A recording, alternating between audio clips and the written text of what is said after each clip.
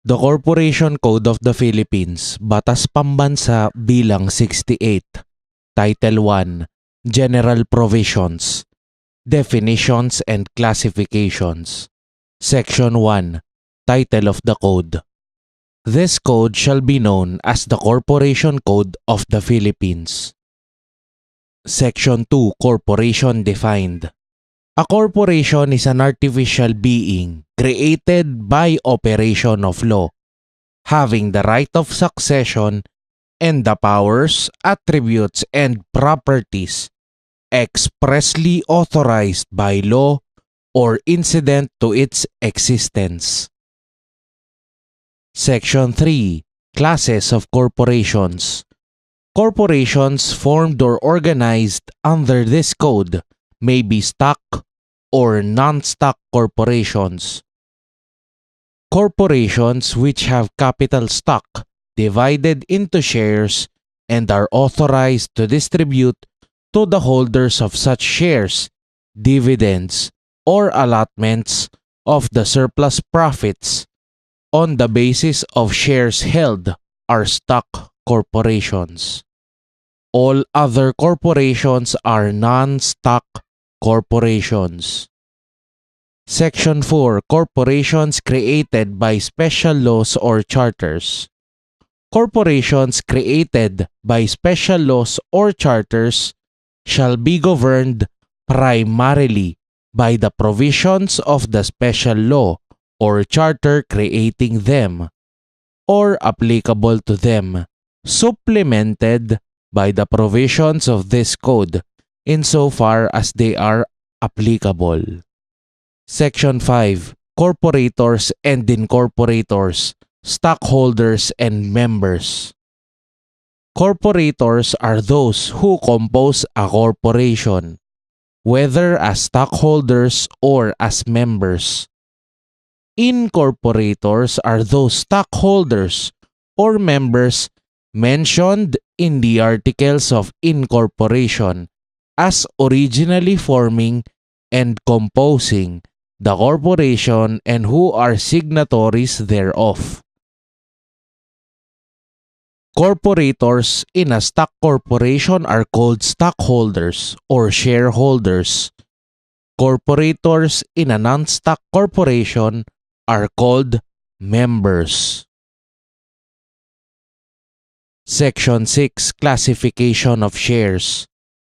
The shares of stock of corporations may be divided into classes or series of shares, or both, any of which classes or series of shares may have such rights, privileges, or restrictions as may be stated in the articles of incorporation, provided that no share may be deprived of voting rights except those classified and issued as preferred or redeemable shares, unless otherwise provided in this code.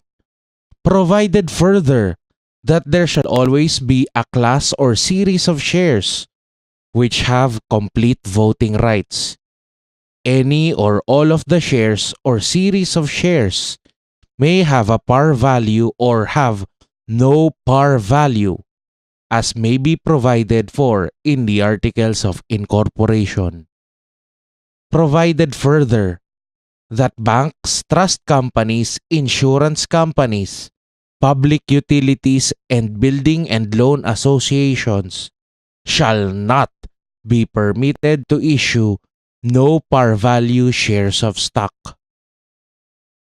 Preferred shares of stock issued by any corporation may be given preference in the distribution of the assets of the corporation in case of liquidation and in the distribution of dividends, or such other preference as may be stated in the articles of incorporation, which are not violative of the provisions of the code, provided that preferred shares of stock may be issued only with the stated par value. The Board of Directors, where authorized in the articles of incorporation, may fix the terms and conditions of preferred shares of stock or any series thereof, provided that such terms and conditions shall be effective upon the filing of a certificate thereof with the Securities and Exchange Commission.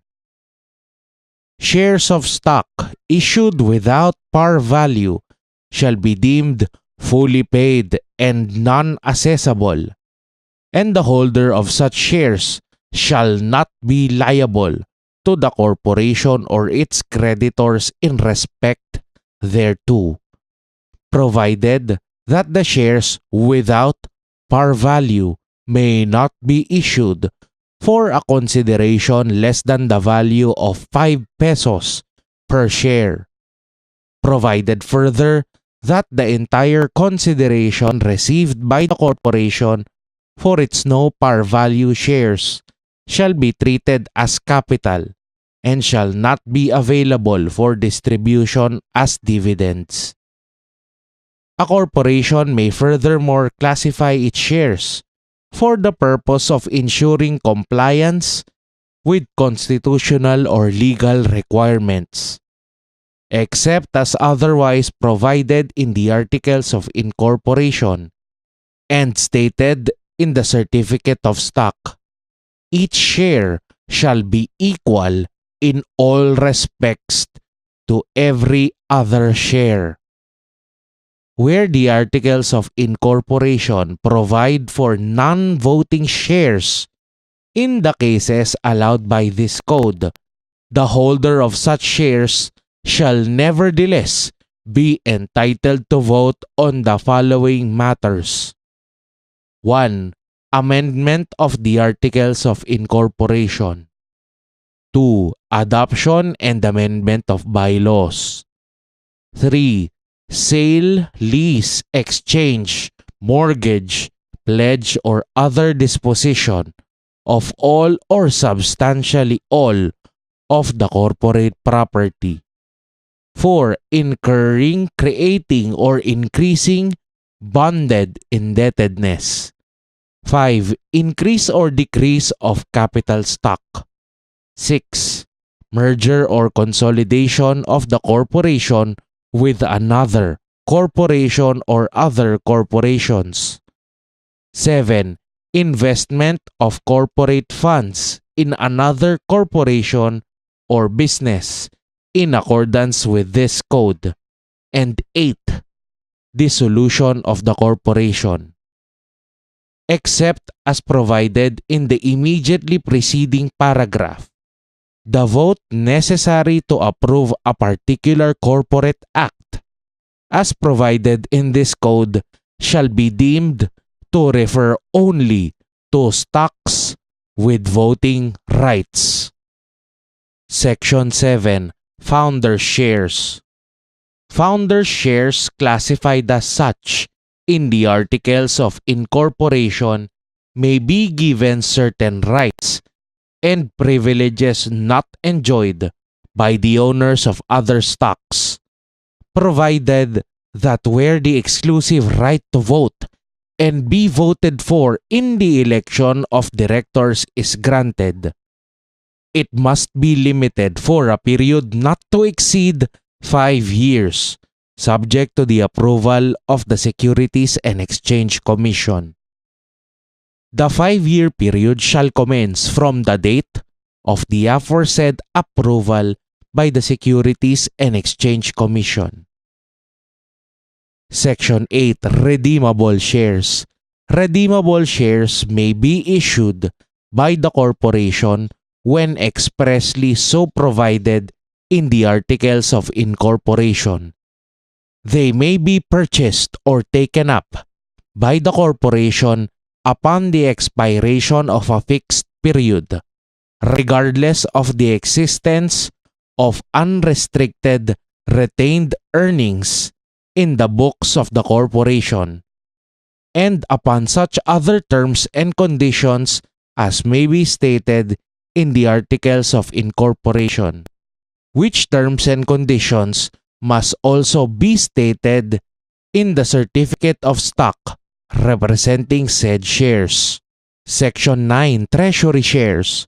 Treasury shares are shares of stock which have been issued and fully paid, but subsequently reacquired by the issuing corporation by purchase, redemption, donation, or through some other lawful means. Such shares may again be disposed of for a reasonable price fixed by the board of directors.